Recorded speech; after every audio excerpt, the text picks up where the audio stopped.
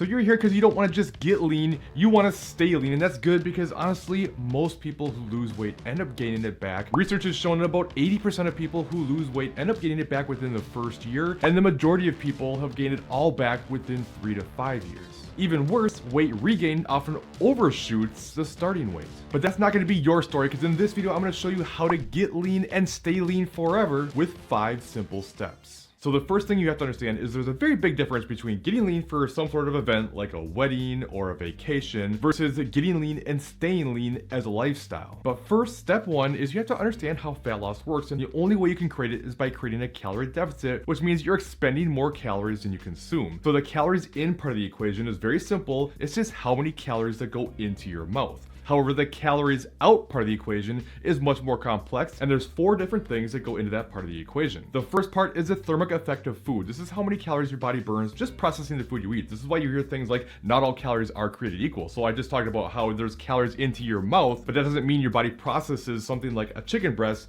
the same as, say, jelly beans. The second part is your BMR, or your basal metabolic rate. This is basically how many calories your body burns just essentially being alive. The third thing is the thermic effect of exercise, so how many calories you burn through the exercise you do. And the fourth part is your NEAT, which stands for non-exercise activity thermogenesis. And this is how many calories you burn just kind of walking around, doing things throughout the house, and just moving around in general. So for instance, if you were to eat around 2,500 calories, but you burned 3,000 calories through all those 4 different things, you would net a 500 calorie deficit if you did that 7 days per week. That'd be roughly around 1 pound of fat loss. But with that, there's one thing most people don't understand, and that's where step 2 comes in. There's something called metabolic adaptation. And basically what this means is your body's gonna burn less calories through things like your thermic effect of food, your BMR and everything. As you lose more weight, you're going to burn less calories. So no matter what you do to start, it's not gonna work forever. So you don't want to get frustrated and feel like something's wrong when you hit plateaus. They're part of the process. It's gonna happen, but over time you are gonna have to eat less calories to keep the process working. And this is a big part of why I say there's a big difference between getting lean and staying lean,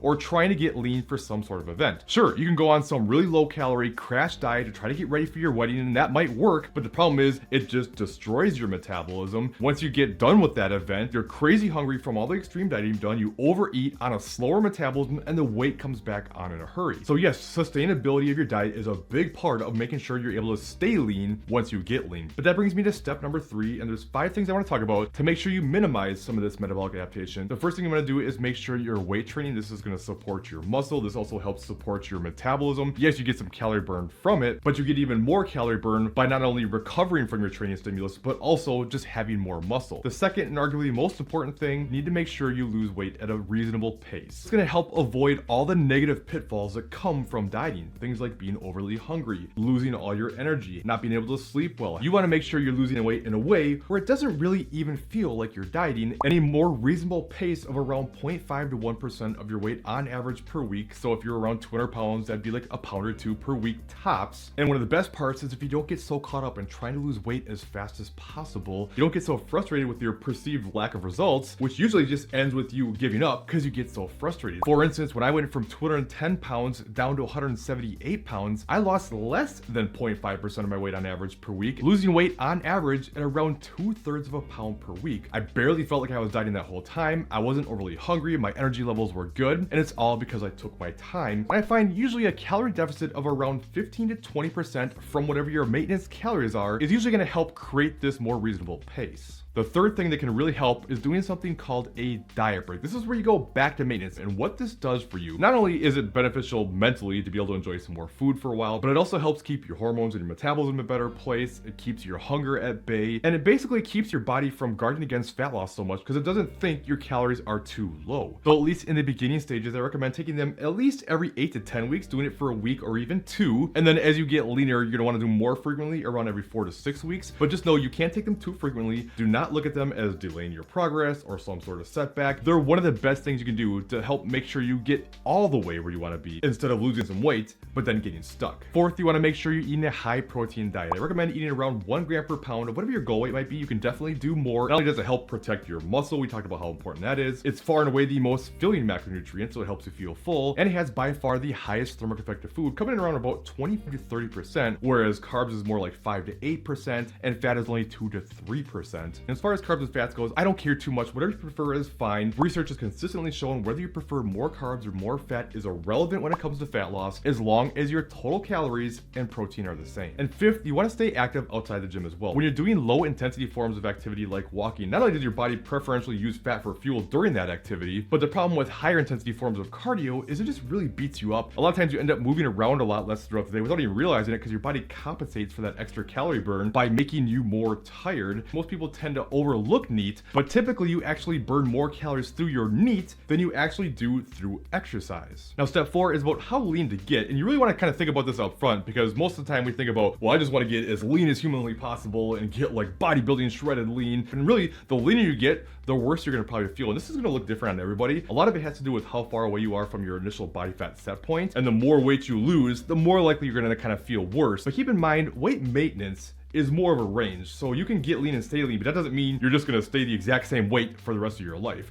For instance, for me, I like getting down to like the high 160s or so, and I think I look great and everything, but it's just not sustainable for me. Especially if I start getting into like the low 160s, it's just like, forget about it. But I tend to be able to maintain pretty decently between like the low 170s up to the higher 170s. And yes, you might end up needing some small cuts over time to keep yourself in that range, but if you're staying away from dieting and staying in this range for 2-3+ years, and then you come back and do quick like 8 to 12 weight cuts, that's not a big deal. But the main point I'm trying to make is oftentimes your leanest look won't be the sustainable look. Now, the 5th step, you need to have a post-diet plan. Very few people ever have this. So when you're done with your diet, that doesn't mean you're done. It doesn't mean you have to stay on low calories. It doesn't mean you have to keep pounding yourself with tons of activity, but you still have to carry the overall habits of your lifestyle moving forward. You want to make sure you continue to self-monitor, keep weighing yourself, keep paying attention to body comp and things like this. And you don't want to get too tied to the scale or anything like that, but if you turn a blind eye, it's too easy to start gaining weight and not even realize it, especially if you're struggling to stay on top of your nutrition and everything. You kind of turn a blind eye, and before you know it, you look back 6 months later and you've gained 15 pounds and you have no idea how. The best thing you can do to make sure you maintain your weight, but also not suffer the whole time. A lot of people seem to think wherever you ended your diet, you have to stay in those calories forever, and that's just not the case, and you shouldn't. Your maintenance calories should be higher than wherever you ended your diet. So what you want to do is go through a process called reverse dieting here. This is where you gradually increase your calories to get them back up where your new maintenance calories should be. This allows you to eat more food, have more flexibility in your diet. You're gonna start having more energy and you're gonna feel better. But how fast you should increase your calories does depend on a lot of different factors, and also how much you want to make sure you don't gain as much weight as possible. So if you want to increase your calories and do everything you can to not gain additional weight, then make sure you check out this video next, and I'll show you how to use reverse dieting to get your calories up but not gain any weight. And I'll see you